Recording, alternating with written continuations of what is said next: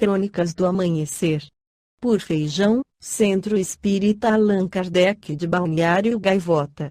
Balneário Gaivota, 22 de julho de 2026. Execução de condenado à morte é suspensa após falha em injeção letal no ZEUA. Parte 3. A execução do condenado à morte Tony Carruthers foi suspensa nesta quinta-feira, 21, no estado do Tennessee, nos Estados Unidos, após a equipe responsável não conseguir encontrar uma segunda veia para aplicar a injeção letal. Carruthers, condenado pelo sequestro e assassinato de 3 pessoas em 1994, seria executado na quinta-feira. Segundo o Departamento de Correções do Tennessee, os médicos conseguiram estabelecer a linha intravenosa principal necessária para o procedimento, mas não localizaram uma segunda veia adequada, exigida como linha de segurança pelo protocolo estadual.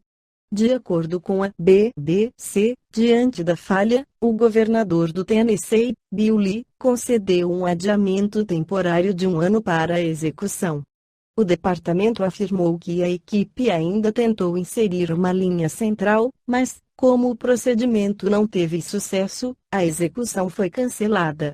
Carruthers foi condenado em 1996 pelas mortes de Marcellus Anderson, da mãe dele, Deloise Anderson, e de Frederick Tucker.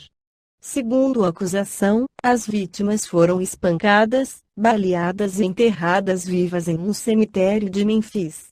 Na quarta-feira, 20, advogados de Carruthers apresentaram ainda um pedido de clemência alegando que ele sofre de transtorno esquizoafetivo bipolar e danos cerebrais, condições que, segundo a defesa, comprometem sua compreensão racional sobre a execução.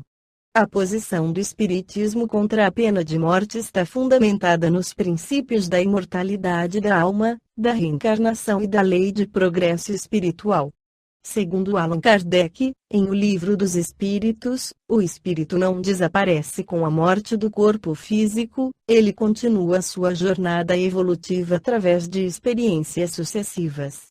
A vida na Terra é uma oportunidade de aprendizado, reparação e transformação moral, portanto nenhum erro cometido elimina a possibilidade de renovação do ser. Pela visão espírita, a reencarnação demonstra que todo espírito possui condições de evoluir, mesmo aqueles que praticaram grandes crimes. A morte física provocada pela sociedade não transforma automaticamente a consciência do indivíduo, pois as tendências, pensamentos e conflitos continuam pertencendo ao espírito. Assim, eliminar o corpo não elimina o problema moral, nem resolve as causas profundas que levaram ao ato criminoso.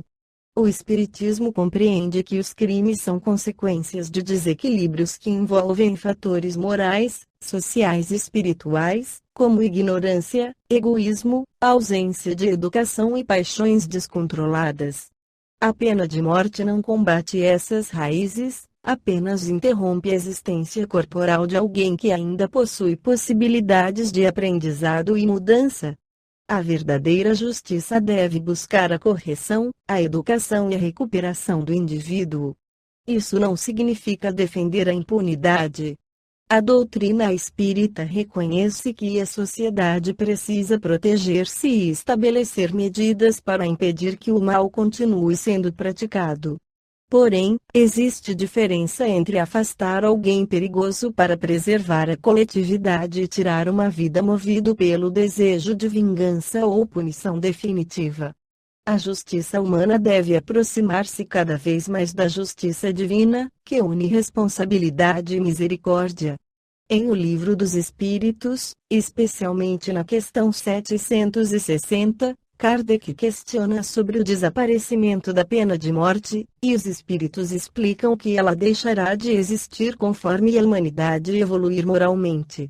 Isso revela que a abolição da pena capital está relacionada ao progresso espiritual dos povos, pois quanto maior a compreensão das leis divinas, menor será a necessidade de responder à violência com outra violência. Assim, sob a perspectiva espírita, a pena de morte é incompatível com a ideia de evolução espiritual porque fecha uma oportunidade de aprendizado e regeneração. Todo espírito, mesmo aquele que mais errou, permanece destinado ao progresso.